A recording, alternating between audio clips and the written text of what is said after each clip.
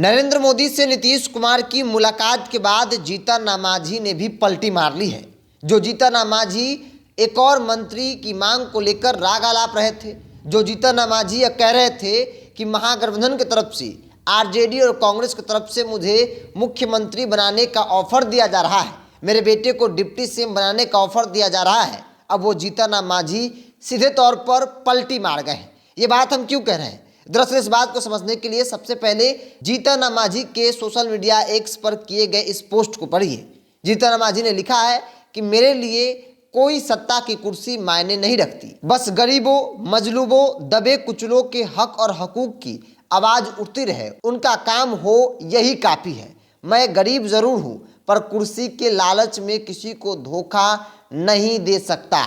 हालांकि इस लाइन में उन्होंने नीतीश कुमार पर कटाक्ष भी किया है और आगे जीतन राम मांझी लिखते हैं कि हम मोदी जी के साथ थे, हम मोदी जी के साथ हैं, हम मोदी जी के साथ ही रहेंगे। मतलब उनका गठबंधन भारतीय जनता पार्टी के साथ है और वो आगे भी रहने की बात कर रहे हैं। हालांकि राजनीति को जानने समझने वाले लोग इस बात को मान रहे हैं कि जीतन राम मांझी तब तक प्रेशर बना रहे थे जब तक नीतीश कुमार चुप थे। नीतीश कुमार जैसे ही नरेंद्र मोदी से मुलाकात किए, जीतन राम मांझी को भी लगने लगा कि अब अगर ऐसा कुछ बयानबाजी किए कि हो सकता है कि हमारी ज़रूरत एनडीए गठबंधन को नहीं हो और हमें जो भी थोड़ा बहुत भाव दिया जा रहा है वो नहीं दिया जाएगा। और यही बड़ी वजह रही कि जीतन राम मांझी और उनका पूरा परिवार, पूरा रिश्तेदार जो राजनीति में है वो तुरंत से पलट जाता है। नरेंद्र मोदी नीतीश कुमार का गुणगान करने लगता है। जीतन राम मांझी कल तक अपने आप को ठगा हुआ बता रहे थे और ये कह रहे थे कि मुझे ठग लिया गया, मुझे चुप करा दिया गया,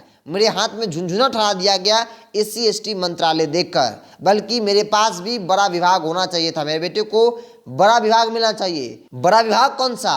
स्कूल बनाने वाला, सड़क बनाने वाला, मतलब बड़ा बजट वाला विभाग जीतन राम मांझी के बेटे को मिलना चाहिए था, जो कि नहीं मिला। इसी बात की नाराजगी जीतन राम मांझी के अंदर थी।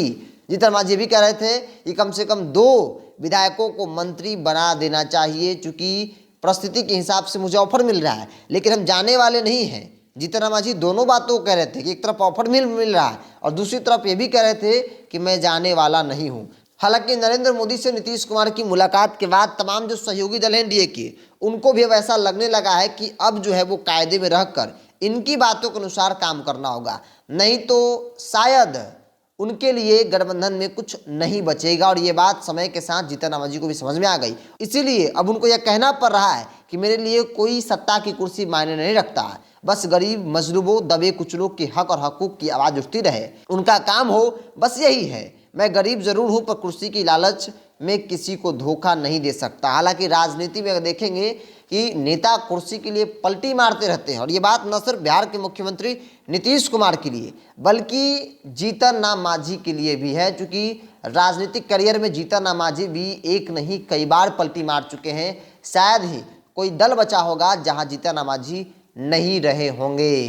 तो जीतन राम मांझी भी अब पलटी मार गए हैं। तो जो सवाल था कि जीतन राम मांझी खेला करेंगे, तो फिलहाल इस बात को मान लिया जाए कि जीतन राम मांझी खेला करने की स्थिति में नहीं है, क्योंकि इनके 4 विधायकों से न तो किसी की सरकार बननी है और ना ही सरकार किसी की बननी है। हाँ, वो अलग बात है कि जीतन राम मांझी जो प्रेशर बना रहे थे, अब वो प्रेशर नहीं बनाएंगे, चूँकि मोदी के साथ थे, हैं और रहने की बात जीतन राम मांझी कह रहे हैं।